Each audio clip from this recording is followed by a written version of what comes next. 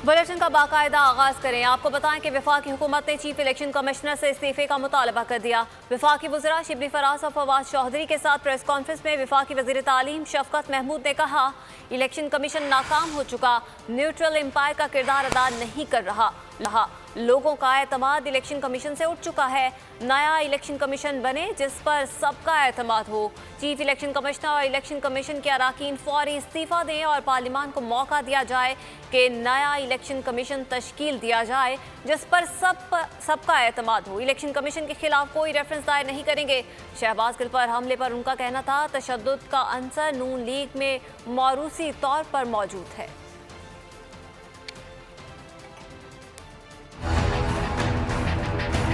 Election commission of Pakistan अपनी जो जिम्मेदारियां थी उनको निभा नहीं सका। चीफ इलेक्शन कमिश्नर और उनके मेंबरान इस्तीफा दें ताकि ये पार्लियामान को ये मौका मिले कि वो एक और इलेक्शन कमीशन बनाए जिस पे सबको एतमाद। कोई भी जमात जो है वो उससे खुश नहीं है। हर कोई क्रिटिसाइज कर रहा है, किसी को एतमाद नहीं रहा इलेक्शन कमीशन पे। हमें कोई एतमाद नहीं है। इलेक्शन कमीशन जो मौजूदा हालत में है वो नहीं चल सकती। न्यूट्रल एम्पायर्स को कौन लेके आया? Prime minister Imran Khan. और अब भी हम हर लिहाज से ये चाहते हैं कि जो इलेक्शन कमीशन है वो एक न्यूट्रल एम्पायर का किरदार अदा करे, क्योंकि उसके बगैर और कोई तरीका नहीं है जिससे कोई एतमाद जो है वो बहाल हो सके। आज शहबाज गिल साहब के साथ जो हुआ है, तो अगर ये इस तरह ही चलता रहा तो फिर पॉलिटिक्स जो है वो एक हद से बढ़ के अब तशद्दुद और वायलेंस पे आ जाएगी, और इसकी हम शदीद मजम्मत करते हैं। नून लीग को खास तौर पे अपने गिरेबान में झांकना चाहिए और देखना चाहिए कि वो किस तरफ ले जाने की कोशिश कर रहे हैं सियासत। पूरी कौम ने देखा, हुकूमत ने इदारों पर हमला किया। धांधली के बावजूद लोगों ने आपको वोट नहीं दिया, तो इसमें इलेक्शन कमीशन का क्या कसूर? इलेक्शन कमीशन से बदला क्यों ले रहे हैं? मरियम नवाज विफाकी हुकूमत पर बरस पड़ी। सहाफियों से बातचीत में कहा कि आज कौम को समझ आ गई है इदारों पर तनकीद और इदारों पर हमले में क्या फ़र्क होता है। कल PDM का इजलास है, इस इजलास के बाद वाज़ेह हो जाएगा कि क्या इत्तेफाक राय है, कौन सी जमात कहाँ खड़ी है। जो इस्तीफों पर नहीं मानते उन्हें मनाने की कोशिश करेंगे। शाहिद खाकान अब्बासी ने कहा कि उन्होंने अब इलेक्शन कमीशन पर भी हमला कर दिया, हुकूमत को इन सब का हिसाब देना पड़ेगा। पाकिस्तान को समझ आ गई है कि पुलिस क्या होते हैं, इदारों पर हमला करना क्या होता है, और जब एक इलेक्शन की बात आती है तो तब जो भाषण आप पूरी दुनिया को दिया करते थे वो किस तरह हवा में तहलील हो जाता है। ये पूरी तब भी आपके वोट पूरे नहीं हुए तो आपने 20 प्रिजाइडिंग ऑफिसर्स अगवा कर लिए, और बजाय इसके कि आप उसकी माफ़ी मांगते, एक इदारे पर हमला आवर होने की माफ़ी मांगते, उसके लोगों को हब्से बेजा में रखने की माफ़ी मांगते, उनको 14 घंटे अगवा रखने की माफ़ी मांगते, आप उल्टा इदारे पर हमलावर हो गए। ये भी कल के इजलास के बाद काफ़ी क्लियर हो जाएगा कि क्या कंसेंसस होता है और कौन सी जमात कहाँ खड़ी। ये वो हुकूमत है जो पहले पार्लियामान पर हमलावर हुई, उसको मफलूज किया, नैब को ब्लैकमेल किया, उसको कंट्रोल किया, अदालतों पर हमलावर हुए रेफरेंसेस के जरिए। आज वो इलेक्शन कमीशन पर हमलावर हुए हैं, इसलिए कि इलेक्शन कमीशन ने कहा कि डस्का में जो इलेक्शन हुए उनके अंदर जो हुकूमती रवैया था उसकी वजह से वो इलेक्शन चोरी करने की कोशिश की गई। आईनी ओहदे पर फायज शख्स से इस्तीफा नहीं मांगा जा सकता। वफाकी हुकूमत की तरफ से इलेक्शन कमीशन से इस्तीफे के मुतालबे पर पीपल्स पार्टी का रद्द-ए-अमल आ गया। कमर जमान कायरा कहते हैं कि इलेक्शन कमीशन के अराकीन से इस्तीफे मांगना मुनासिब नहीं है। इमरान खान इलेक्शन कमीशन नहीं, अपने इस्तीफे की बात करें।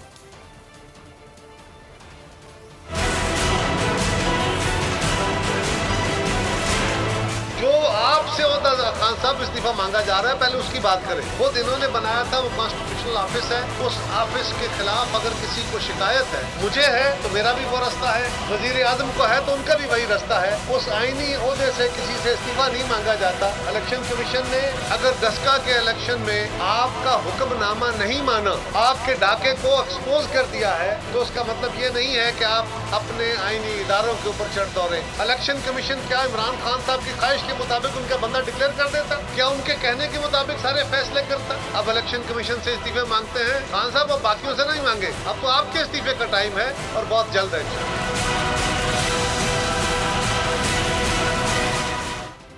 दूसरी जानिब NA-75 डस्का ज़िमनी इलेक्शन से मुतालिक केस की समाअत इलेक्शन कमीशन, PTI और लीगी उम्मीदवार ने अपने जवाब जमा करवा दिए। इलेक्शन कमीशन ने कहा हुकूमती अहदेदारान, सिक्योरिटी एजेंसी, सियासी नुमाइंदों ने भी खिलाफ वर्जी की। ज़िलाई इंतजामिया अमन व अमान बरकरार रखने में नाकाम रही। ज़िलाई इंतजामिया अमन व अमान की सूरत हाल कंट्रोल करने में नाकाम रही। PTI उम्मीदवार अली असजद ने अमन व अमान पर इलेक्शन कमीशन का मौक़िफ़ गलत करार दिया। लीगी उम्मीदवार नौशीन इफ्तिखार ने कहा हल्के में दोबारा इंतखाबात कराने का फैसला दुरुस्त है।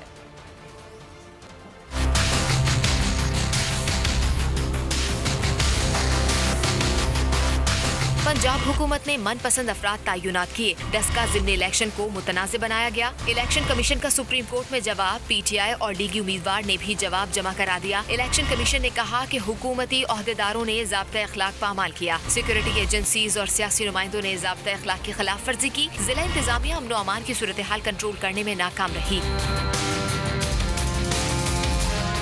तहरीरी जवाब में कहा गया है कि पंजाब हुकूमत ने ताउन नहीं किया। डस्का में सिलेक्टेड अफसरान तयनात करके इलेक्शन मुतनाज़ बनाए गए। PTI उम्मीदवार अली असजद ने अमन व अमान पर इलेक्शन कमीशन को मौक़िफ़ गलत करार दे दिया। जवाब में कहा कि जिन 54 पोलिंग स्टेशन से शिकायत मौसूल हुई वहाँ कोई अमन व अमान का मसला नहीं हुआ। लीगी उम्मीदवार नौशीन इफ्तिखार ने 20 प्रिजाइडिंग अफसरान का गायब होना तशवीशनाक करार दे दिया। अपने जवाब में कहा कि हल्के के अवाम को हक़ राय दही से रोका गया। हल्के में दोबारा इंतखाब कराने का फैसला दुरुस्त है।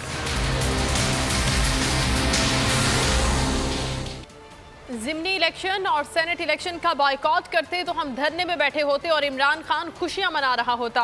इस्तीफों को एटम बम की तरह लास्ट कार्ड के तौर पर इस्तेमाल करना चाहते हैं। बिलावल भुट्टो की हैदराबाद में बातचीत, कहा हमारा इस्तीफा न देने का फैसला सही था। अब तक जो कामयाबी मिली है वो असेंबली में रहते हुए मिली है। कल PDM के इजलास में अपनी तजावीज़ आगे लेकर जाएंगे। पार्लियामान के अंदर रहकर हुकूमत पर दबाव डाला। इस्तीफों के फैसलों पर PDM के इजलास में तबादला ख्याल किया जाएगा। इज्तिमाई फैसलों के मुताबिक इलेक्शन में हिस्सा लेने का फैसला किया गया था। प्रिजाइडिंग अफसर ने नाजायज तौर पर वोट मनसूख करके अपने उम्मीदवार को जितवा दिया।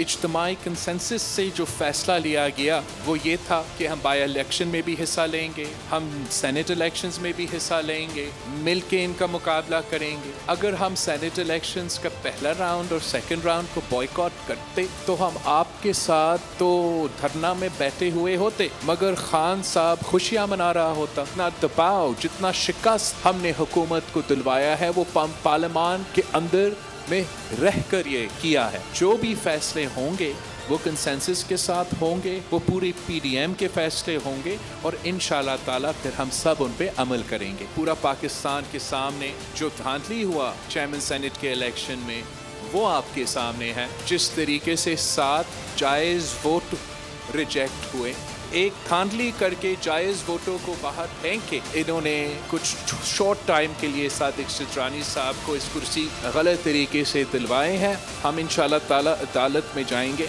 100% उम्मीद है कि अदालत इंसाफ के साथ और जमहूरियत के साथ फैसला सुनाएगा।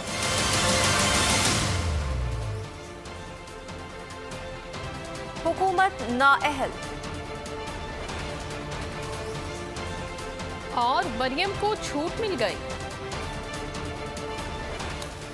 पार्लियामेंट से इस्तीफे नहीं देते तो लॉन्ग मार्च की ज्यादा अफादियत नहीं होगी। कल PDM के सरबराह इजलास में लॉन्ग मार्च से मुतालिक हतमी हिकमत अमली तय होगी।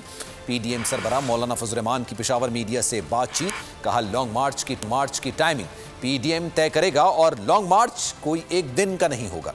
26 मार्च के लॉन्ग मार्च पर सबका इत्तेफाक है और कोरोना हमारा रास्ता नहीं रोक पाएगा।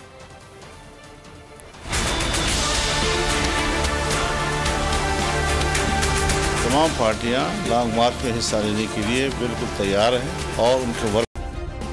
सब्सक्राइब करें और बेल दबाएं ताकि कोई खबर रह न जाए।